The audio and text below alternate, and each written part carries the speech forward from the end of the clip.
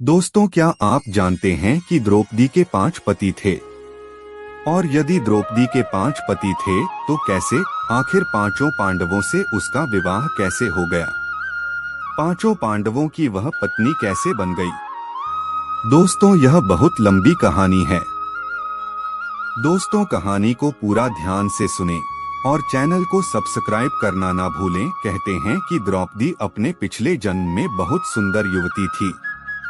सर्वगुण संपन्न होने के कारण उसे योग्य वर नहीं मिल रहा था, इसलिए उसने भगवान शंकर की तपस्या की और तब शंकर जी प्रकट हुए। उस समय द्रौपदी ने हड़बड़ाहट में 5 बार वर मांगे, इसलिए उसे शिवजी के वरदान के कारण इस जन्म में 5 पति प्राप्त हुए। जब भगवान शिव ने द्रौपदी को 5 पति प्राप्त होने का वरदान दिया था, तब वह भी ये जानते थे कि उसे अपने 5 पतियों के साथ पत्नी धर्म निभाने में समस्या होगी, इसीलिए उन्होंने द्रौपदी को ये वरदान भी दिया कि वह प्रतिदिन कन्या भाव यानी कौमार्य को प्राप्त कर लेगी। इसलिए द्रौपदी अपने 5 पतियों को कन्या भाव में ही प्राप्त हुई थी। हालांकि कहा जाता है कि संतान को जन्म देने के लिए भगवान श्री कृष्ण ने उसे ये सुझाव दिया कि हर साल वह पांडवों में से किसी एक के साथ ही समय व्यतीत करे। साथ ही जिस समय वह अपने कक्ष में किसी एक पांडव के साथ हो, तो उनके कक्ष में कोई और पांडव प्रवेश न करें। यदि कोई पांडव ऐसा गलती से भी कर लेता है, तो उसे 1 वर्ष के लिए अपने देश से बाहर रहना होगा। दोस्तों, माना जाता है कि द्रौपदी, जो 5 पांडवों की पत्नी थी, एक साल के समयांतराल के लिए हर पांडव के साथ रहती थी। उस समय किसी दूसरे पांडव को द्रौपदी के आवास में घुसने की अनुमति नहीं थी। इस नियम को तोड़ने वाले को 1 साल तक देश से बाहर रहने का दंड था। एक बार यह दंड अर्जुन को भुगतना भी पड़ा था। अर्जुन और द्रौपदी की 1 वर्ष की अवधि समाप्त हुई थी और द्रौपदी युधिष्ठिर के साथ का 1 वर्ष का समय शुरू हुआ था। अर्जुन भूलवश द्रौपदी के आवास पर ही अपना तीरधनुष भूल आए, पर किसी दुष्ट से ब्राह्मण के पशुओं की रक्षा के लिए उन्हें उसी समय इसकी जरूरत पड़ी। अत क्षत्रिय धर्म का पालन करने के लिए तीरधनुष लेने के लिए नियम तोड़ते हुए वह द्रौपदी के निवास में घुस गए। उस दौरान द्रौपदी युधिष्ठिर साथ में थे।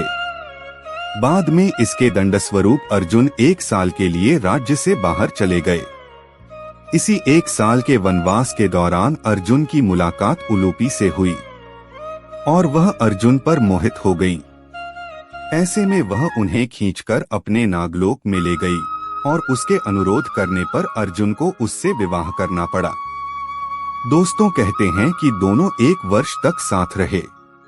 अर्जुन और नागकन्या उलूपी के मिलन से अर्जुन को एक वीरवार पुत्र मिला, जिसका नाम इरावान रखा गया।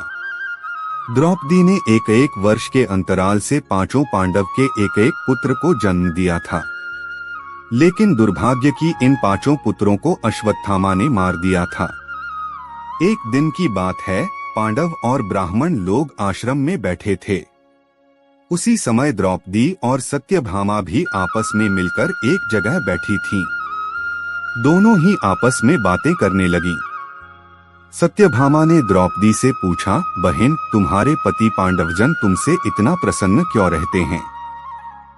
मैं देखती हूँ कि वे लोग सदा तुम्हारे वश में रहते हैं। तुम मुझे भी ऐसा कुछ बताओ कि मेरे श्याम सुंदर भी मेरे वश में रहें। तब द्रौपदी बोली, सत्यभामा, ये तुम मुझसे कैसी दुराचारिणी स्त्रियों के बारे में पूछ रही हो? जब पति को यह मालूम हो तो वह अपनी पत्नी के वश में नहीं हो सकता। तब सत्यभामा ने कहा, तो आप बताएं कि आप पांडवों के साथ कैसा आचरण करती हैं? उचित प्रश्न जानकर तब द्रौपदी बोली, सुनो, मैं अहंकार और काम क्रोध को छोड़कर बड़ी ही सावधानी से सब पांडवों की स्त्रियों सहित सेवा करती हूँ। मैं ईर्ष्या से दूर रहती हूँ, मन को काबू में रखकर कटु भाषण से दूर रहती हूँ, किसी के भी समक्ष असभ्यता से खड़ी नहीं होती हूँ, बुरी बातें नहीं करती हूँ और बुरी जगह पर नहीं बैठती हूँ। पति के अभिप्राय को पूर्ण संकेत समझकर अनुसरण करती हूँ। देवता, मनुष्य, सजाधजा या रूपवान कैसा ही पुरुष हो, मेरा मन पांडवों के सिवाय कहीं नहीं जाता। उनके स्नान किए बिना मैं स्नान नहीं करती, उनके बैठे बिना स्वयं नहीं बैठती। जब जब मेरे पति घर में आते हैं, मैं घर साफ रखती हूँ, समय पर भोजन कराती हूँ, सदा सावधान रहती हूँ। घर में गुप्त रूप से अनाज हमेशा रखती हूँ। मैं दरवाजे के बाहर जाकर खड़ी नहीं होती हूँ। पतिदेव के बिना अकेले रहना मुझे पसंद नहीं।